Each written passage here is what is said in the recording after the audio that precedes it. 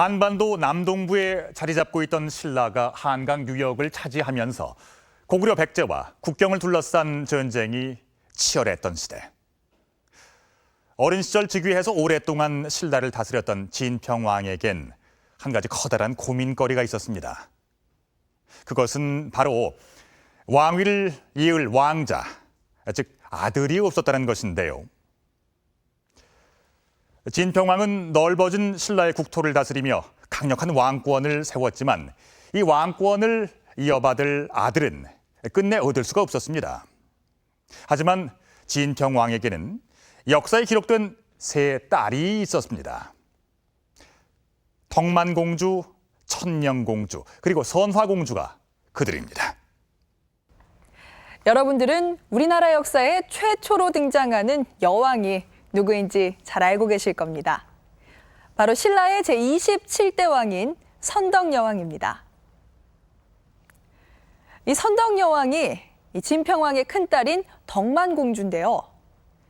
덕만공주가 선덕왕에 즉위하기 전까지는 여성이 단 한 번도 왕에 오른 적이 없었던 만큼 이 여성의 왕위 계승은 당시 상당히 이례적인 일이었을 겁니다. 그런데 어떻게 진평왕의 큰딸인 덕만공주가 여성임에도 불구하고 왕위에 오를 수 있었던 걸까요?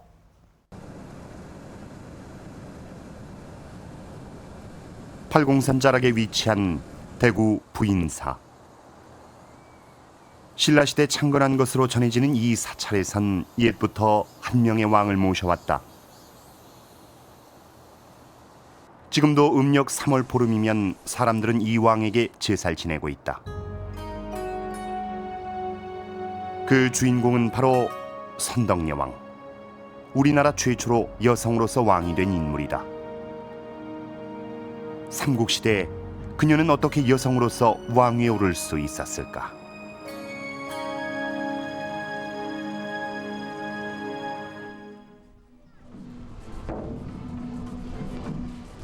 신라의 국토가 한강 유역까지 넓어진 이후 왕의 권위와 위엄이 한층 강조되던 시기. 경주시의 여왕 행차 모습은 왕이 국토를 순회했던 모습을 보여준다.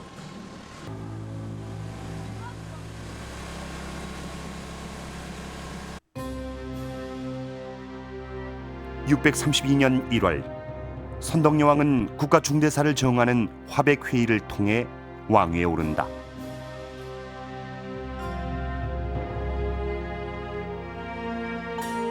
(27대) 선덕여왕이 왕관을 쓰기 전 신라에선 어떤 여성도 왕위에 오른 적이 없었다. 여왕의 즉위는 당시에도 분명 파격적이고 이례적인 일이었을 것이다. 여왕의 즉위에 대해 삼국사기는 선덕왕이 즉위하니 이름은 덕만, 진평왕의 장녀로 성품이 관인명민하며 왕이 죽고 아들이 없어 왕위에 올려 성조황구란 호를 올렸다고 전한다.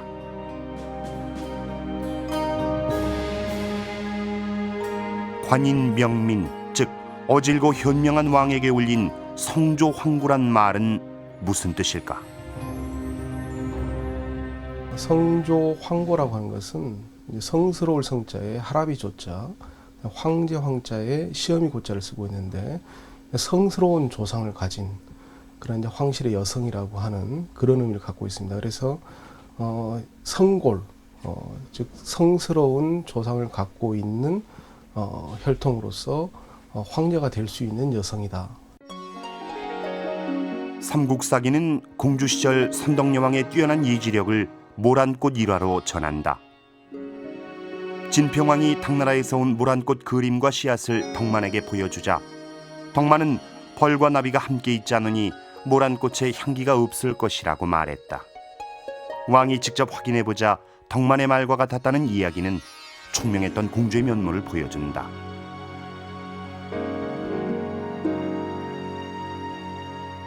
해마다 5월이면 크고 화려한 꽃을 피우는 모란.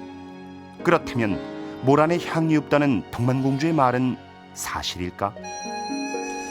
실제로는 이제 모란도 다른 꽃들처럼 이게 종류가 굉장히 많습니다. 그 중에는 이제 향기가 있는 것들도 있고 없는 것들도 있습니다.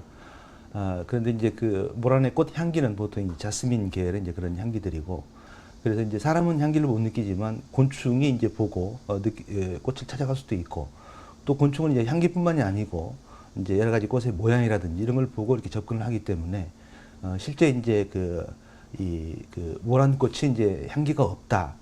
그래서 곤충이 안 달라든다. 이런 표현은 사실 이제 과학적으로 그렇게 검증되지 않은 그런 얘기 같습니다.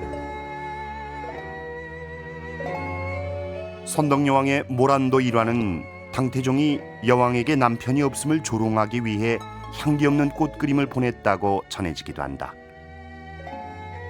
수많은 민화 속에 그려지는 모란. 특히 왕실 여인들의 방에서 모란 병풍은 쉽게 발견할 수 있다. 그렇다면 모란도가 지니는 의미는 무엇이었을까? 모란꽃 자체가 가지는 그 부귀라는 그런 상징적 의미가 있기 때문에 나비가 없다고 해서 그 상징 의미가 희석되는 것도 아니고, 당태종이 그 모란꽃 그림을 신라에 선물한 것은 신라 그 왕의 어떤 그 부귀를 축소하는 의미로 주었을 것이다. 그것을 뒷받침하는 것이 그림과 함께 씨앗까지도 신라에게 줬는데, 그러면 이것은 어떤 그 놀리거나 뭐 이렇게 비하하는 그런 의미가 아니라 그 중국에서 그 모란꽃을 선물로 많이 하는 그 풍속대로 그 모란꽃과 꽃씨를 신라에 그 선물로 주었다. 덕만공주는 모란도가 부귀와 풍요를 의미한다는 것을 몰랐던 것일까? 모란도 이야기가 여왕의 뛰어난 예지력을 나타내는 것으로 전해진 이유는 무엇일까? 이 아주 선덕 여왕의 그 지혜, 예지를 보여주는 신뢰로서 들고 있는데, 사실상 그 내용으로 보면 굉장히 설화적인 내용이고, 뒷날에 그거는 어떤 사건을 매개로 해서 선덕 여왕의 예지를 입증해주는 설화로서 그 만들어진 것이다. 그 여성의 몸으로서 임금이 되어 있기 때문에, 그러니까 남성들과는 전혀 다른 뭔가를 이제 부각시켜야 될 것이고, 그러니까 뭔가 특별한 그 모습을 보여야 되겠죠. 그래서 그런 것들을 만들어내게 된 게 아닌가 하는 생각을 합니다. 신라 시대에 왕에게 아들이 없을 때 공주가 왕위에 오르는 것은 당연한 일이었을까? 신라의 4대 임금 탈해 이사금은 2대 왕의 사위였고, 제13대 미추 이사금도 제11대 왕의 사위로서 왕위를 이어받았다. 그런데 진평왕은 왜 사위가 아닌 딸에게 왕위를 잇게 했을까? 삼국유사 왕력편은 덕만공주가 여성이지만 왕위에 오른 이유에 대해 성골에 더 이상 남자가 없기 때문이라고 설명하고 있다.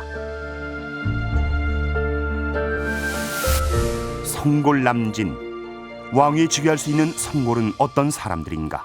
기록을 그대로 이제 그 따라가다 보면 선덕 여왕이 즉위를 할 수 있게 되는 이 배경으로서는 성골의 남자가 다 했기 때문에 여자로서 왕위를 선덕이 계승할 수 있게 되었다라고 하는 그런 명분론을 내세우는데, 사실은 그건 명분일 따름입니다. 이때 이제 성골이라고 하는 것은 원래부터 신라가 국가 형성될 때부터 있었던 것이 아니고, 이게 그 진평왕대 지배 체제가 확립이 되어가면서 만들어져서 이걸 자기의 직계 존비속 중심으로 해가지고 요 특정한 혈연에 속하는 집단만을 성골로 규정을 했기 때문에 저절로 아들이 없어가지고 저절로 이 소멸이 되게 됩니다. 소멸이 되는데 마지막 그 계승자가 딸들밖에 없었기 때문에 자연히 그런 표현이 나오게 된 거죠. 신라는 왕족과 육두품의 신분 구별에 따라 사회생활 전반이 규제됐다. 왕족은 왕위를 이어받을 수 있는 성골과 그렇지 않은 진골로 나뉘는데 그 구분의 기준은 명확하지 않다. 하지만 선덕여왕의 아버지 진평왕은 54년 동안 재위하면서 강력한 왕권을 확립했고, 이를 바탕으로 자신의 가족만을 성골로 한정지었다. 진평왕 시기 성골은 진평왕 자신과 두 동생인 백반과 국반, 그리고 자신의 자손과 동생의 자손이 해당된다. 기록에 나오는 선덕왕의 남편 음갈문왕은 진평왕의 동생 백반으로 추정되고 있다. 특히 진흥왕 같은 경우는 실제 따지면 고모하고 결혼한 셈이고요. 또 우리가 신라 하대 그 진성 여왕의 경우에는 자기 삼촌인 위용하고 사통했다라고 그렇게 되어 있습니다. 근데 그것이 뭐 이렇게 불륜이다 이렇게 했다기보다는 어찌 보면은 그 순수 혈통을 유지하기 위한 그런 노력에서 그런 일이 이루어졌다라고 봐야 되겠죠. 진골로 왕위에 오른 김춘추의 혈통을 보면 성골은 출생과 더불어 고정되는 신분이 아님을 알 수 있다. 김춘추의 출생을 보면 어머니 천명부인은 진평왕의 딸이며 아버지 용춘도 진지왕의 아들이다. 춘추는 순수한 왕의 혈통이다.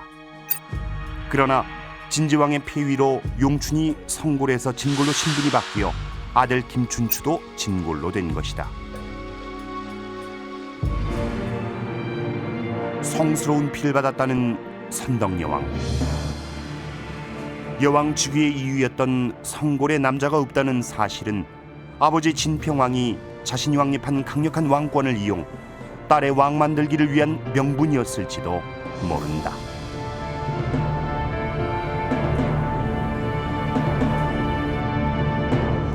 이 여성인 덕만공주가 우리나라 최초로 여왕의 자리에 오를 수 있었던 것은 아버지인 진평왕이 덕만을 자신의 후계자로 삼고자 한 의지에 힘입은 것이었습니다. 덕만의 성품이 너그럽고 총명하다거나 왕위에 오를 수 있는 혈통인 성골 가운데 남자가 더 이상 없기 때문이라는 것은 어쩌면 진평왕이 덕만에게 왕위를 물려주기 위해 강조했던 명분에 불과할지도 모릅니다. 자, 그렇다면 진평왕은 왜 이렇게 딸에게 왕위를 물려주는 것을 중요하게 생각했던 걸까요?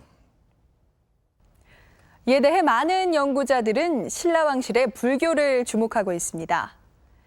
법흥왕 때 불교가 공인된 이후 신라 왕실은 불교를 왕실 혈통의 신성함을 강조하는 쪽으로 활용해 왔는데요. 그것은 당시 신라 왕실 구성원의 이름만 봐도 알 수 있습니다. 진평왕의 이름은 백정으로 석가모니 아버지의 이름과 같습니다. 또 덕만공주의 어머니인 마야 부인 역시 석가모니의 어머니 마야 부인의 이름과 같은데요. 또 진평왕의 두 아우의 이름은 백반과 국반으로 석가모니 삼촌의 이름과 같습니다. 이 신라 국토를 석가의 국토인 불국토로 여겼던 신라 왕실은 백정 진평왕과 마야 부인 사이에서 석가모니만큼 세상에 평화를 가져올 강력한 왕이 태어나기를 바랐던 겁니다.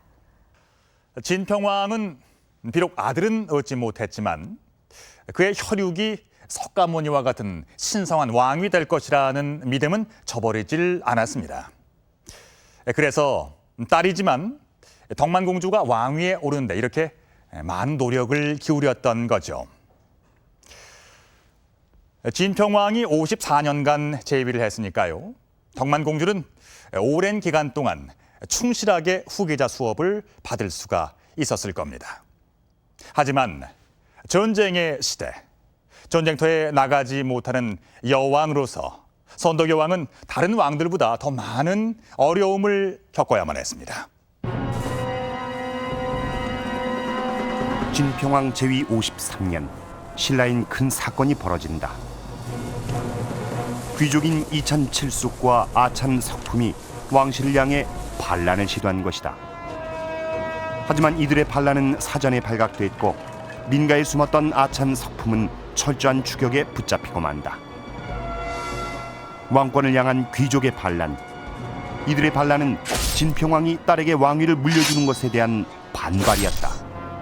선덕여왕의 즉위는 순조로운 그 과정을 거쳐서 즉위하였던 것은 아닙니다. 진평왕이 54년 동안 왕위에 있었는데 진평왕이 그 말년에 사망하기 바로 직전에 칠숙과 석품 이 모반 사건이 신라사회 최초로 일어난 정치 지배 세력 내부의 그 모반 사건인데, 이 사건이 바로 선덕 여왕의 즉위 문제와 직결이 되어 있다고 생각이 됩니다. 칠숙의 난을 지켜봤을 덕만공주. 늙은 진평왕은 여왕 즉위의 장애물들을 제거하는 데 단호했다. 칠숙과 서품의 목을 베고 가족과 친지 구족을 처형했다. 결국은 선덕 여왕이 왕위를 계승하는 것에 대해서 그 반발을 했던 세력들이 아닌가 이런 생각을 하고, 그리고 아주 그 강력하게 진압을 합니다. 그 잡아서 그 아주 이제 그 뭐 가족들까지도 이제 그 크게 그 형벌을 가하는 것을 보면은 결국은 그런 걸 함으로 해서 도리어 이제 그 여왕의 그 탄생이라고 하는 그런 것들을 더욱 이제 그 부각시킬 수 있을 뿐만 아니라 더 이후에 그 여왕이 왕위를 계승하더라도 거기에 더 이상 도전하지 말라라고 하는 그런 것까지 암시하는 게 아닌가 하는 생각을 하게 되는 것이죠. 여왕의 치세는 순탄치만은 않았다. 7세기 중반 신라는 국토가 한강까지 확장된 후 백제와 고구려 양쪽의 공격에 시달리던 시기였다. 특히 한강 유역을 신라에게 빼앗긴 백제의 공격은 이 시기 집요하게 이루어졌다. 치열한 전투가 벌어지는 시대에 여왕의 즉위는 대외적으로도 약점으로 보였다. 백제의 침공이 잦아지면서 수세에 몰린 여왕은 사신을 보내 당나라에게 지원을 요청한다. 당태종은 신라의 사신에게 여인이 나라를 다스리기 어려우니 신하를 보내주겠다며 대놓고 비아냥거리기도 했다.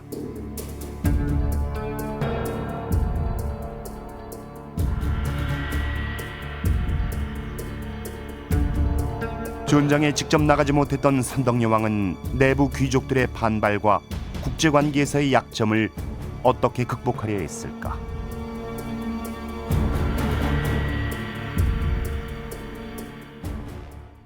선덕여왕은 20여 개의 사찰 창건과 대규모 불사로 국력을 모았다.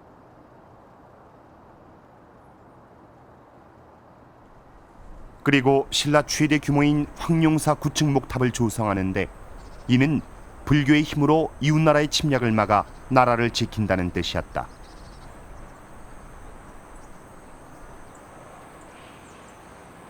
높이가 82m에 달해 서랍을 어디에서도 보였다는 황룡사 9층 목탑은 국토 수호에 대한 여왕의 굳은 의지를 온 천하에 알렸을 것이다.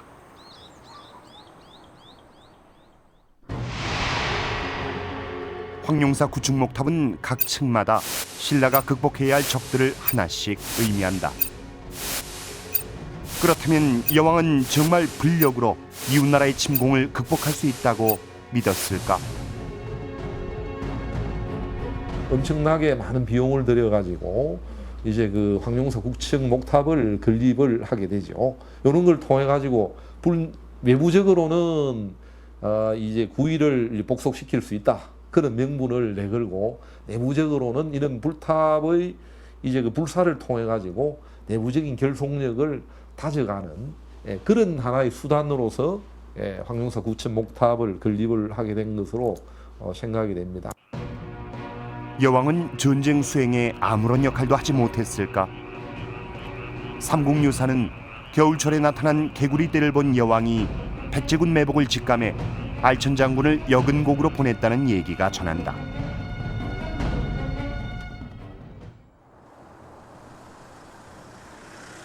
경주 인근 여근곡. 선덕여왕의 명을 받은 알천은 이곳에 잠복해 있던 백제군 수백 명을 무찌른다.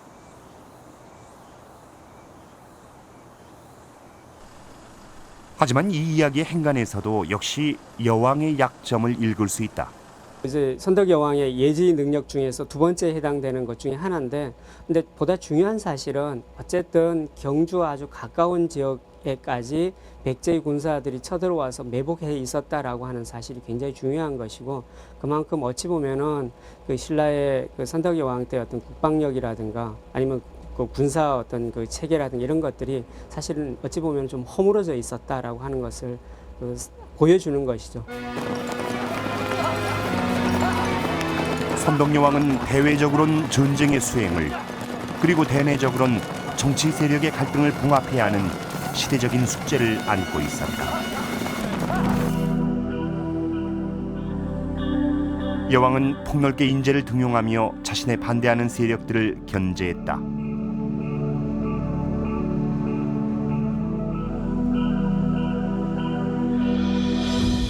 군사적인 면에선 전통 귀족인 알천과 멸망한 가약의 귀족 김유신을, 외교적인 면에선 폐위된 진주왕의 손자 김춘추를 등용한다. 특히 귀족 사회의 비주류였던 김춘추와 김유신 등이 전쟁에서 거둔 놀라운 성과들은 여왕에게 큰 버팀목이 됐다.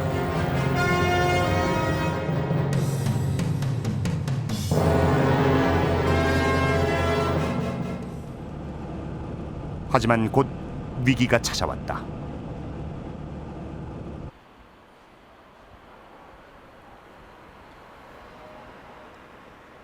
경남 합천. 642년 백제의 젊은 의자왕은 이곳 신라의 대야성을 대대적으로 침공한다. 당시 대야성은 선덕여왕의 신임을 얻고 있던 김춘추의 사위가 다스리고 있었다.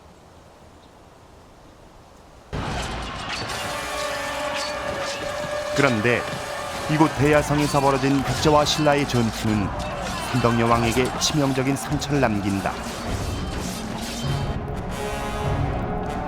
김춘추의 사위이자 대야성 성주인 품석이 전세가 불리해지자 끝까지 싸우지 않고 목숨을 부지하기 위해 항복해버린 것이다.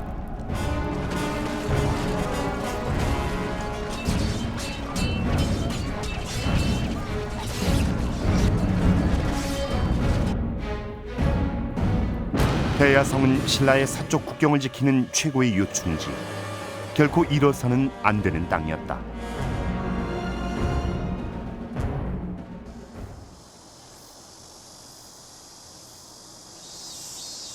대야성 싸움에서 끝까지 항전했던 신라의 충신 죽죽을 기리는 비석은 당시의 상황을 전하고 있다.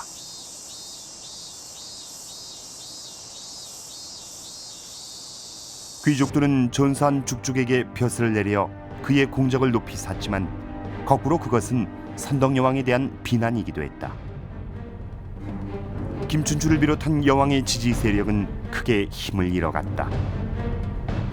여왕으로서는 이제 굉장히 이제 그 전에는 견제와 균형 상태가 그나마 고통 속에서나마 유지되어 나오던 상황인데, 이쪽에서 자기를 지지해주는 세력들이 훨씬 더 수시에 몰리게 되고 불리하게 되니까 아주 그 여왕의 김춘추와 김유신의 위기라고 하는 곧 여왕의 위기이기도 했고요. 요 이제 앞으로 642년 이후에 사망할 때까지 한 5년의 기간이라고 하는 이 기간은 이 선덕 여왕으로서는 정말 그 견디기가 어려운 잠재되어 있던 갈등들이 바로 표출이 되기 시작하는 이 기간이었습니다. 그래서 마침내 이제 비담의 날이 일어나게 되는 거죠. 대야성 패배 이후 수세에 몰린 여왕은 비담을 상대 등으로 임명한다. 하지만 비담은 여왕의 반대 세력.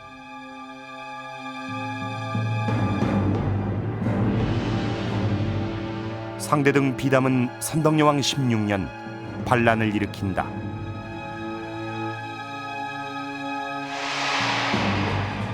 그 명분은 여주 불능설기, 즉 여성 군주는 좋은 정치를 할 수 없다는 것이다.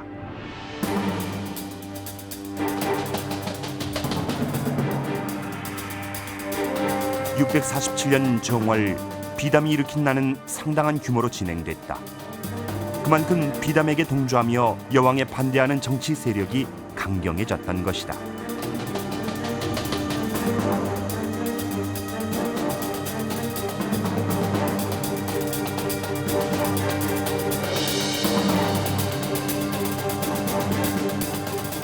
보면은 그 반란으로서 어떤 그 심적 타격, 한없는 자부심 가지고 이렇게 있던 분이 정말 여왕은 능력 없어서 가르치어야 한다. 뭐 당나라 태종화 때 들은 것도 참 너무 자존심 상한 일인데 이제 신라의 신하들 더군다나 이제 그 상대등이라는 아주 상징적인 어떤 정말 진골귀족의 대표가 반란을 주도했을 때 그 타격은 대단히 컸다고 봅니다. 신라의 왕궁이 있던 월성과 비담의 근거지였던 명활산성. 여왕이 이끌던 왕실과 귀족 세력 간의 싸움은 이렇게 지척에서 전개됐다.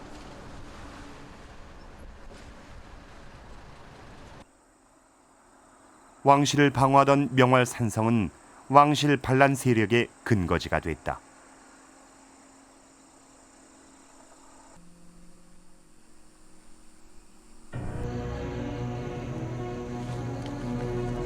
월성 신라왕궁에 비올이 떨어졌다는 소문이 돌면서 비담은 힘을 얻어갔다.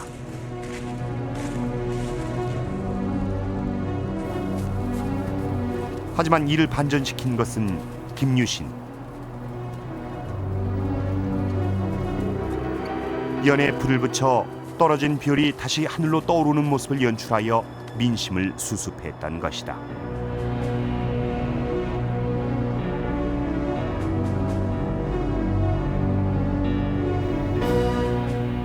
비담의 난으로 벼랑 끝까지 몰렸던 선덕여왕. 우연이었을까? 여왕은 비담이 난을 일으킨 다음 날 승한다. 중년의 나이에 왕위에 올라 16년 동안 신라를 다스렸던 선덕여왕은 반란의 와중에 운명을 달리하고 말았다.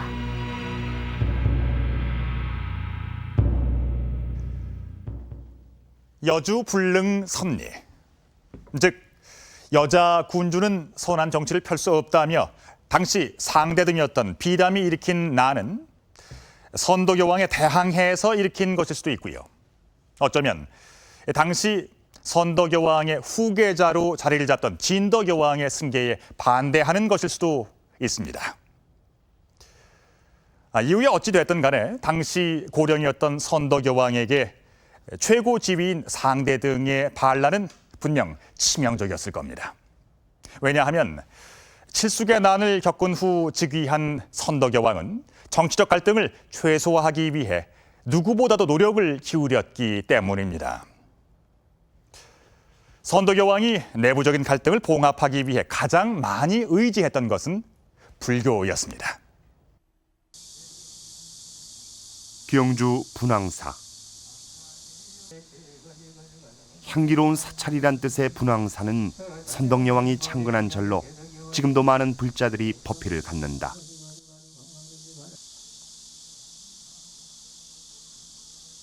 대웅전 옆 분황사 석탑은 선덕여왕의 시대부터 오늘날까지 분황사를 지키고 있다.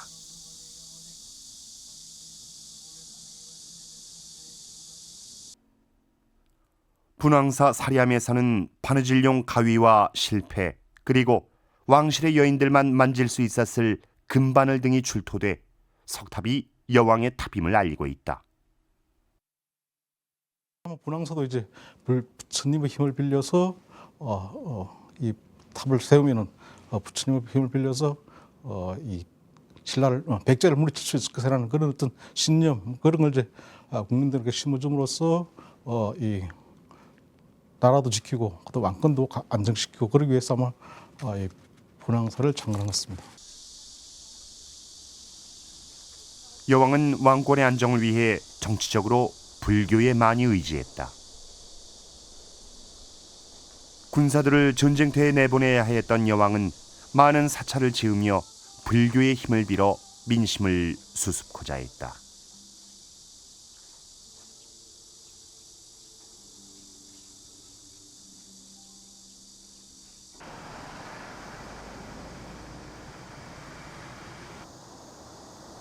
경주 남산의 부처골에 있는 작은 불상.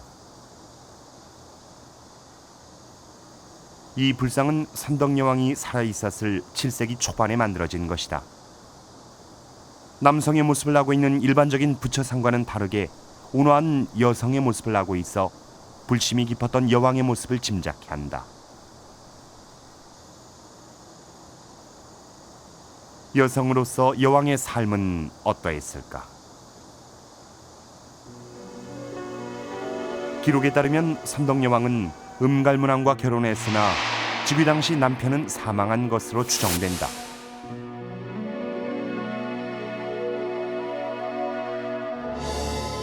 또한 필사본 화랑세기는 여왕이 아들을 낳기 위해 용공, 을제공, 흠반공과 결혼했지만 아들을 끝내 얻지 못한 것으로 전한다. 선덕여왕 개인적으로는 굉장히 이 불행한 인물이라고 저는 봅니다. 선덕여왕이 이제 정당한 결혼 생활이 안 되었지, 그리고 자식도 없지, 그 다음에 정치 권력을 내가 마음대로 이제 거기에 대한 반대 급부로 내가 권력을 장악해서 내 나름대로의 꿈과 이상을 실현해 보려고 해도 그럴 기회가 주어져 있지 않았지. 그래서 그걸 회피하는 일종의 도피 수단으로서 오히려 불교 쪽으로 점차적으로 이제 해서 사찰이라거나 이제 이런 쪽으로 침잠에 들어가지 않으면 안 되는 상황이었지.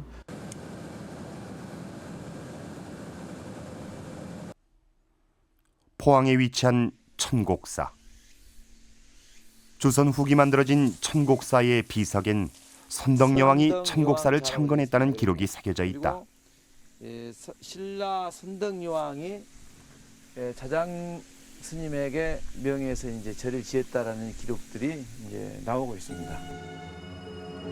이곳엔 선덕여왕과 관련된 특별한 이야기가 전해진다. 평소에 피부병이 심해 고생했던 선덕여왕은 군신을 이끌고 천곡사를 찾는다. 그리고 천곡사의 우물물로 목욕을 하자 어떠한 방법으로도 낫지 않던 병세가 좋아지기 시작했다는 것이다.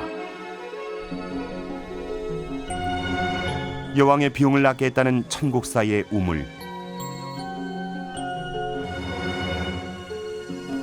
이 우물물은 오늘날에도 맑은 물이 마르지 않고 솟아 식수로 사용되고 있다. 그래서 여왕이 이 천곡령까지 오셔가지고 수일을 머물면서 먹고 씻고 이런 행위를 하시면서 피부병이 완치돼서 그 여왕이 우물에 감사하기 위해서 당시 고승인 자장율사 스님에게 청해서 여기에 천곡사라는 절을 짓게 된 동기가 이 우물의 인연입니다. 선덕여왕은 수많은 전쟁과 정치적 갈등, 이에 더하여 자식을 낳지 못하는 괴로움을 어떻게 극복했을까?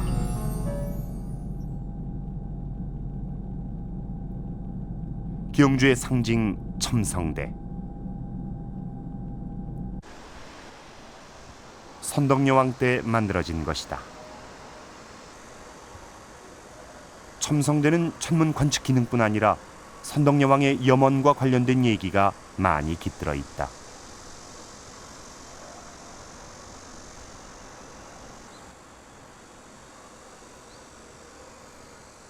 천문 관측을 담당한 사람들은 사다리를 이용해 12단에 난 창문으로 들어간 후 다져진 바닥 위에 다시 사다리를 넣고 첨성대 꼭대기까지 올라가 33천 하늘의 뜻을 관찰했을 것이다. 왕들은 이제 중국이나 우리나라 다 같이 마찬가지로 왕들은 하늘을 보면서 그야말로 하늘의 뜻을 알았잖아요. 천신의 뜻을 알았죠. 그래서 이제 별도 보고 올라가서 뭐 일식도 관찰하고 그랬는데 바로 그 첨성대에 올라가서 그러니까 33천의 하늘 세계에 올라가서 당연히 하늘을 보면서 하늘의 뜻을 찾았던 거죠. 뭐 무슨 변고는 없는가. 첨성대를 이루고 있는 27단의 층은 달의 공전 주기와 같으면서 동시에 제27대 선덕왕을 의미한다고 해석된다.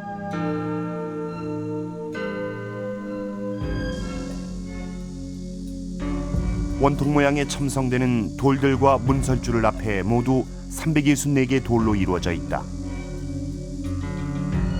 이는 수학적으로도 여왕의 천문대임을 상징한다고 한다.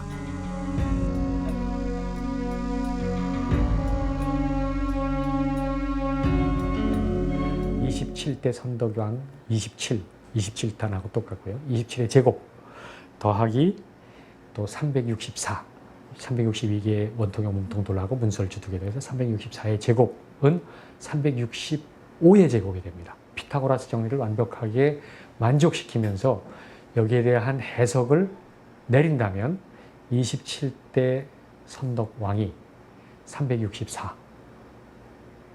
첨성대의 수 364, 즉 첨성대를 통해서 하늘의 수 365의 제곱, 하늘을 바라본다는 의미를 함축하고 있다고 하겠습니다. 하늘에서 본 첨성대는 마치 우물과 같은 모양이다.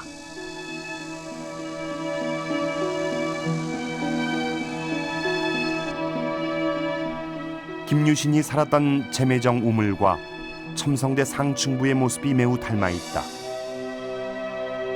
신라에서도 이제 우물, 이제 물이 이제 솟아오르는 이제 우물이 아주 그 어떤 그 중요한 그 의미를 가졌는데요. 우리가 잘 아는 이제 신라 시조 박역거세나 그 시조의 비인 아령, 이 두 사람이 바로 나정하고 아령정에서 이제 이렇게 탄생을 한단 말이죠. 그러고 보면은 이제 신라의 우물이라는 건 거룩한 인물이 탄생할 수 있는 곳, 이렇게 볼 수 있는 거죠. 그리고 그것은 이제 그 사람들이 또 다른 세계에서 왔다고 보면 또 그 우물은 다른 세계와 신라 세계를 연결해주는 연결 통로의 구실을 한 것이기도 하고요. 신라 왕궁인 월성을 바라보며 우물과 같은 모양을 가진 첨성대.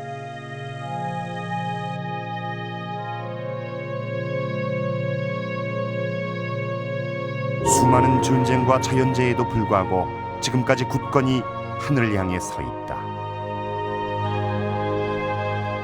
어쩌면 첨성대는 천상의 세계인 도리천에서 강력한 왕으로 환생하고 싶은 선덕여왕의 바람이 가득 담겨 있을지도 모른다.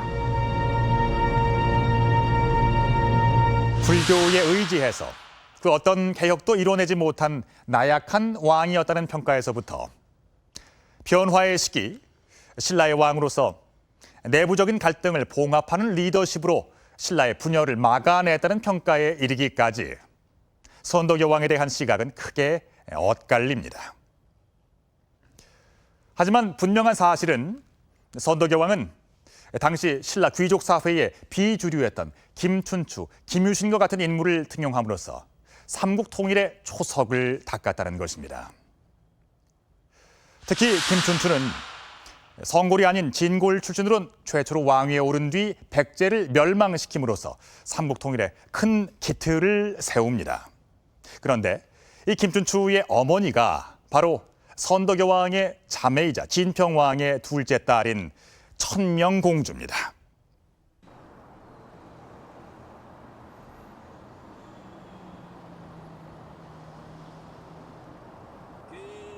해마다 추석 즈음엔 경주의 태종무열왕 능 앞에서 추향대제가 열린다.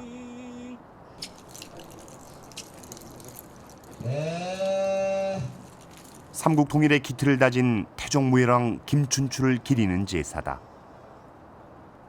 그런데 이 태종무열왕을 낳은 어머니가 바로 진평왕의 딸이며 선덕여왕의 자매인 천명공주다.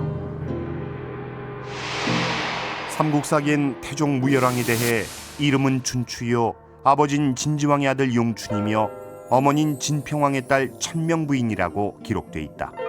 이걸 얘기할 만한 근거는 전혀 없어요. 어떤 뭐 문헌 자료나 이런 건 없는데 뭐 결국 아들을 보면 뭐 아들 김춘추를 보면은 뭐 훌륭하지 않았겠어요. 선덕여왕이 이렇게 뭐 정말 머리도 좋고 지도력도 있고 뭐 더군다나 미인이었다고 하는데 뭐 천명공주도 거기에 뭐 버금가는 그런 능력이나 뭐 이런 걸 가졌겠죠.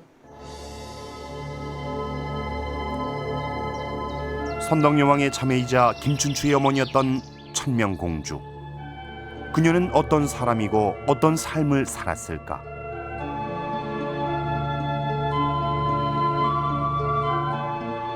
천명공주는 진평왕의 삼촌으로 즉위한 지 4년 만에 폐위된 진지왕의 아들 용춘과 결혼한다. 그렇다면 왜 천명공주는 폐위된 왕의 아들과 결혼했을까?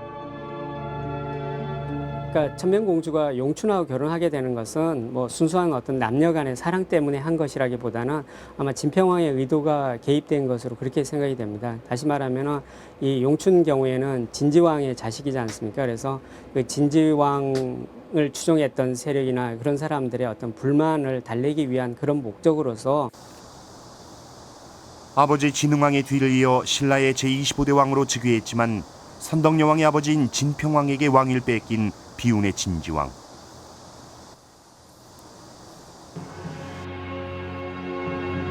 아들이 없던 진평왕은 어쩌면 폐위된 전왕의 아들을 사위 삼아 왕권을 물려주려 했을지도 모른다. 그 왕이 이 계승과 관련해서 두 가지 원리를 생각할 수 있는데, 하나는 왕위 계승 경쟁을 방지하는 장치고, 하나는 왕위는 비워둘 수가 없는 자리라는 거예요. 그러니까 계속 이어야 하는 원리가 있는 거죠. 그러니까 603년에 용수를 자기 사위로 삼아서 왕위 계승권자로 결정한 거는 또 다른 왕위 계승 경쟁을 방지하기 위해서 후계자를 뽑아놓은 거죠. 사료가 제있어 논란이 있지만 화랑색이 필사본인 천명공주에 대한 보다 많은 이야기가 담겨져 있다. 천명의 남편인 용춘 또는 용수가 화랑세기에선 형제로 등장한다. 폐위된 진지왕의 아들 용춘과 용수는 진평왕에 의해 거두어져 월성궁에서 공주들과 함께 자랐다. 천명공주는 동생 용춘을 흠모하게 되고 어머니 마야 부인에게 자신은 용숙이 좋다는 말로 그 마음을 알린다. 그런데 어머니 마야 부인은 용춘을 의미했던 용숙을 용수로 잘못 알아듣고 천명공주를 용춘의 형 용수와 결혼시킨다.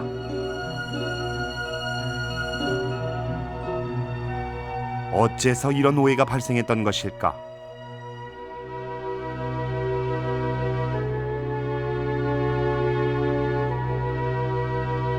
그때 천명은 용춘을 좋아했어요. 그런데 이 천명이 용춘하고 혼인을 하고 싶어 했는데 그 아버지 어머니가 용춘보다 용수하고 혼인을 시켜버린 겁니다. 왜냐하면 신라시대에도 형이 그 우선하는 원리가 있었기 때문에 용수를 진평왕의 사유로 삼음으로써 다음 때 남자들은 다 아직 아무도 출산하지 못했는데 남자가 이제 사라지는 상황 속에서 진지왕의 큰아들인 용수를 그 사위로 삼아서 왕위 계승권자를 이제로 삼는 결정을 한 거죠. 순종적인 천명공주는 용수와 결혼하지만 용춘에 대한 사랑을 포기하지 않고 결국 어머니 마야 부인의 적극적인 중재에 의해 용춘과 만날 수 있게 된다.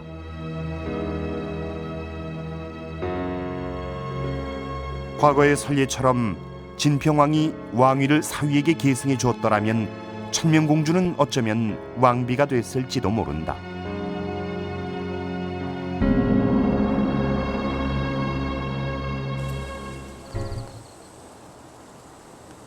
하지만 진평왕은 사위보다는 자신의 딸에게 왕권을 이어줄 결심을 한다.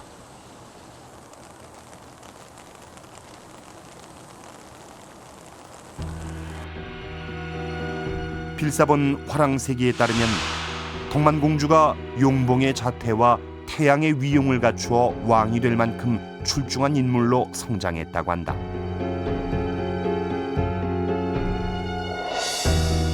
근데 나중에 612년에 그 진평왕이 선덕을 왕위 계승자로 선정하면서 용수하고 천명을 출궁하도록 왕궁을 떠나도록 하니까 그 천명이 자기의 지위, 말하자면 자기 남편을 왕위에 올릴 수 있었던 지위가 있잖아요. 그걸 다 포기하고 기꺼이인지는 못 몰라도 하여튼 순순히 따라가지고 왕궁을 가죠. 결국 진평왕은 덕만을 후계자로 삼아 최초의 여왕을 만들기로 한다. 그 결과 안정적인 왕권 계승을 위해 사위와 천명공주를 출궁시킬 수밖에 없었다.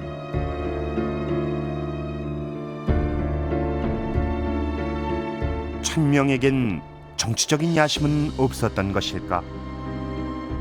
필사본 화랑세기는 천명공주가 효심으로 왕의 미용에 따랐다고 전한다.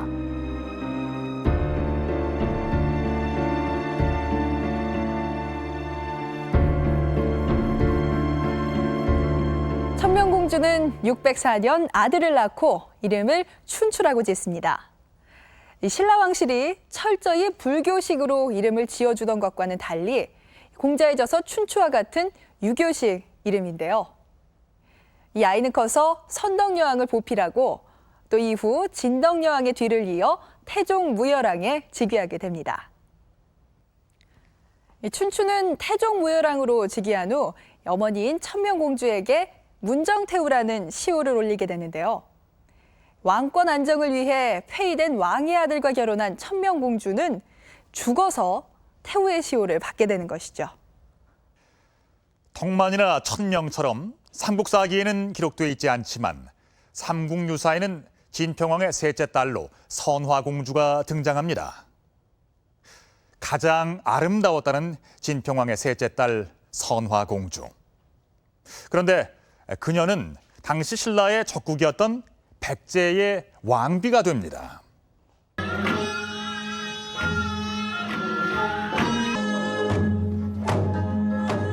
서동요를 주제로 한 공연 서동의 노래. 신라 진평왕 세 딸 중 가장 아름다웠던 선화공주가 서동이 퍼뜨린 소문으로 궁에서 나와 서동과 결혼한다는 얘기다.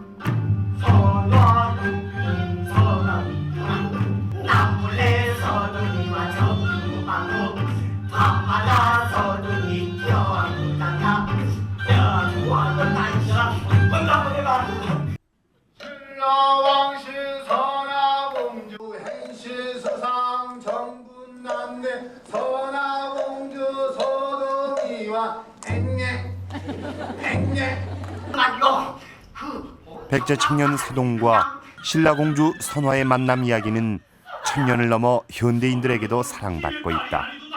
돈 밖으로 나가. 이거 여미 하나도 살기 하라. 아니 됩니다. 선아야, 사바마만 시라고 하리오. 어서 운명을 말이오라 선아야. 백제 무왕과 결혼해 왕비가 되는 선화공주의 얘기는 삼국유사의 백제 무왕 편에서만 확인되고 있다.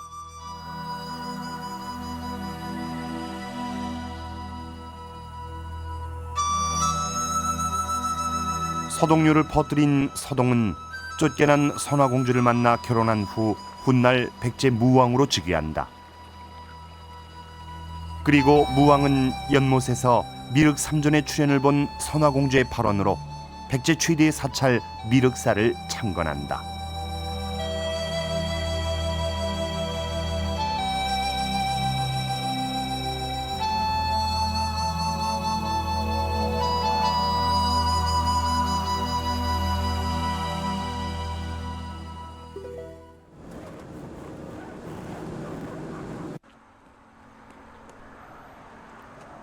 서동이 말을 캐며 살았다고 전해지는 마룡지.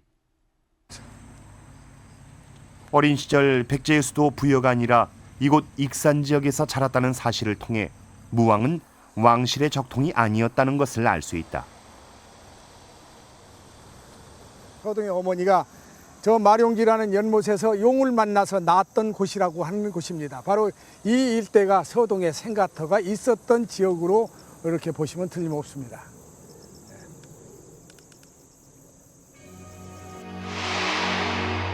서자인 서동이 왕위에 오르기까지 신라 선화공주는 든든한 지원군이었을 것이다.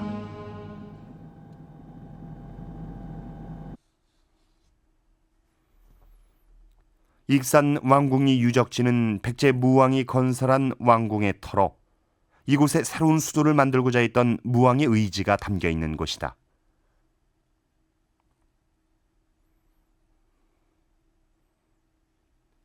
신라를 떠나 백제로 시집온 선화공주 역시 이곳을 기반으로 삼았을 것이다.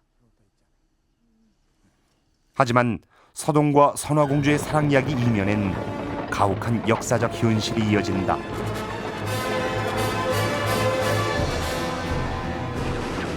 서동은 무왕으로 즉위하자마자 신라를 거세게 공격한다. 고구려의 견제에 무왕의 공격이 더해져 신라는 사면 초과의 어려운 시기를 맞게 된다.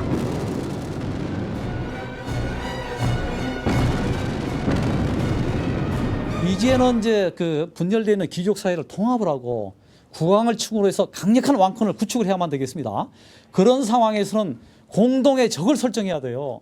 그런 공동의 적으로서는 신라만한 게 없는 것입니다.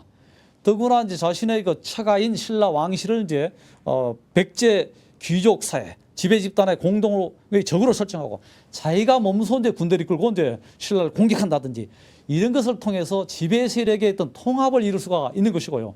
또 그걸 통해서 왕권을 강화시켜 나갈 수가 있는 것입니다. 남편인 무왕과 아버지인 진평왕이 서로에게 창을 겨누는 상황에 처한 선화공주. 선화공주와 백제 무왕이 결혼한 진짜 이유는 무엇일까?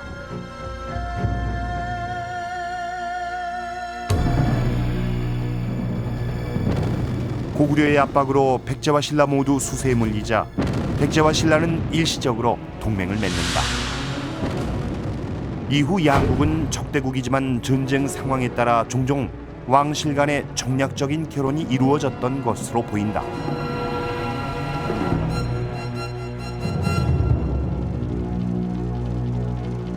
아무래도 그게 이제 선화공주가 백제무왕하고 결혼을 했다고 한다면은 그건 아마 이제 신라와 백제의 입장에서 이제 국가 간의 이익을 고려한 정략 결혼일 가능성이 높다는 점입니다.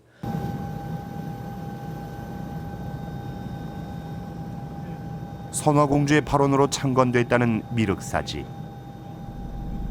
이때 만들어졌던 세 개의 탑 중 유일하게 남아있는 서탑은 일제강점기 보수를 거치면서 흉한 모습을 하고 있었다.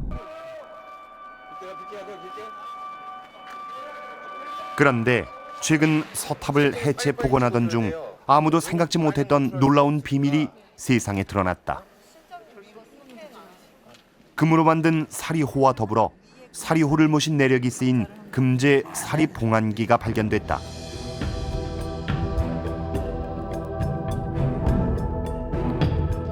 그런데 이 사리봉안기는 무왕의 왕후가 선화공주가 아닌 백제 귀족 사택적덕녀라고 적고 있다.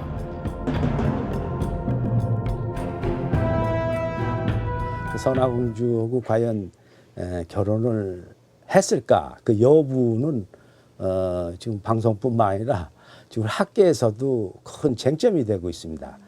뭐 무왕이 대개 죽을 때 연령이 뭐 굉장히 한 60대의 고령인 걸로 판단이 됩니다. 그렇다 보면 그 무왕의 왕비는 그 사리감 명문에 나온 것처럼 사택적덕의 딸 사택씨만 있었던 것은 아닐 것 같습니다. 따라서 지금 기록에 그 확인되는 그 무왕의 왕비로서는 뭐 지금 3명 내지 4명 정도가 거론되고 있습니다.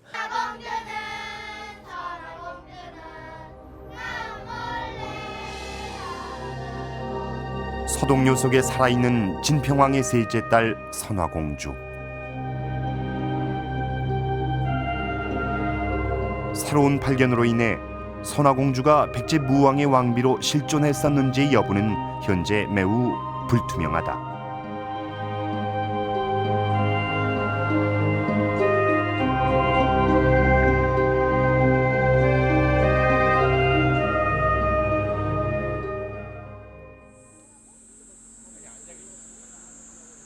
무왕이 잠들어 있는 익산의 무왕릉.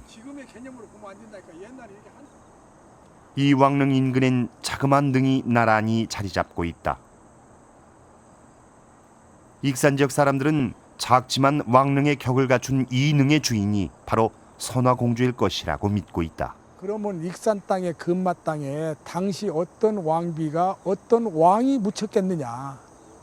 자, 서동이 여기서 태어났다는 것은 거의 확실시되는 얘기고 여기에 천도를 하려고 구상도 했던 것도 확실한 얘기고, 미륵사지를 만드는 것도 확실한 얘기고, 왕궁터도 만드는 것도 확실한 얘기면은, 그러면은 선화공주는, 진평왕의 셋째 딸인 선화공주는 죽어서 어디에 묻혔겠느냐라고 추측을 해볼 때 당연히 무왕릉 옆에 있는 묘가 선화공주의 묘지 다른 사람의 묘일 수는 없다라고.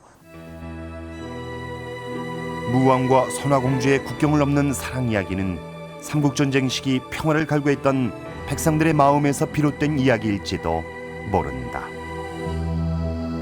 우린 역사 속에서 전하고 있는 덕만, 천명, 선화, 이 세 여인의 삶을 들여다보았습니다. 진평왕의 딸로 태어나 자매로 자랐지만 최초의 여왕으로, 통일제국을 이룬 왕의 어머니로, 또 적국의 왕비로 서로 각기 다른 운명을 걸었던 세 여인의 삶. 이들의 이야기는 고대 사회 개인의 선택이나 자유보다 정치적 결정을 따라야만 했던 왕실 여인들의 숙명을 우리에게 전하고 있습니다.